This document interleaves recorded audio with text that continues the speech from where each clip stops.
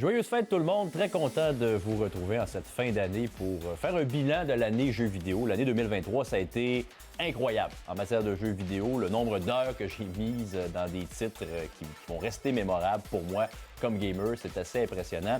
Et j'ai le plaisir d'en parler avec Patrick Tremblay, le bêta-testeur qui est avec moi pour faire ce bilan de l'année 2023 en jeux vidéo. Salut Patrick! Salut Jean-Simon! D'abord, je veux qu'on parle de ce qui s'est fait à Québec, parce que bon, on sait que Québec, c'est une pépinière de talent en jeux vidéo. Oui. Mais il y a notamment 2 jeux développés en tout ou en partie à Québec qui ont fait extrêmement bonne figure. Exactement. On parle entre autres des studios Larian Studios Québec qui ont travaillé sur le prodigieux et l'immense Baldur's Gate 3 qui a raflé un paquet de prix au niveau des Golden Joystick Awards.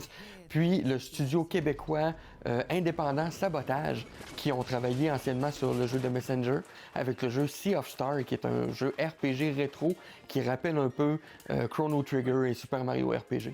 Pour moi, ça a été une année justement, tu viens de dire le mot RPG, très axé sur les RPG. J'ai passé des heures et des heures dans Hogwarts Legacy, dans Starfield. Est-ce que c'est l'année des RPG 2023? Ben, je te dirais, honnêtement, 2023 est principalement l'année des jeux vidéo parce qu'il y a eu énormément de sorties dans plusieurs thématiques différentes, à un point tel que même Hogwarts Legacy puis Starfield, qui sont 2 excellents jeux, ont été quasiment éclipsés au niveau des nominations dans les différents awards qui ont été disponibles. On a eu droit aussi à un retour en force de Mario en version 2D platformer avec Wonder. Quel excellent jeu. Un excellent jeu familial que moi, personnellement, je suggère à toutes les familles.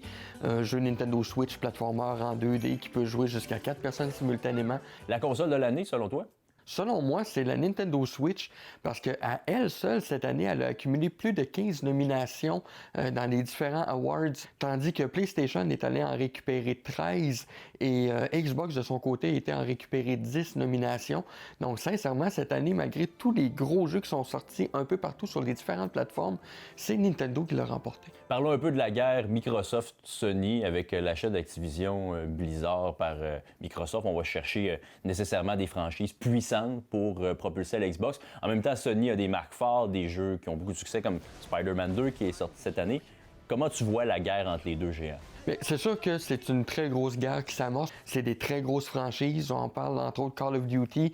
À cette franchise-là seule éclipse les jeux des studios de Sony PlayStation qui sont exclusifs aux studios parce que c'est une franchise qui est jouée partout à travers le monde sur les différentes plateformes. C'est le début d'une guerre qui va être assez intense selon moi. Patrick, ça promet déjà pour l'année 2024. Merci d'être passé nous voir. Joyeuse fête. Merci à toi. Et bonne année jeux vidéo.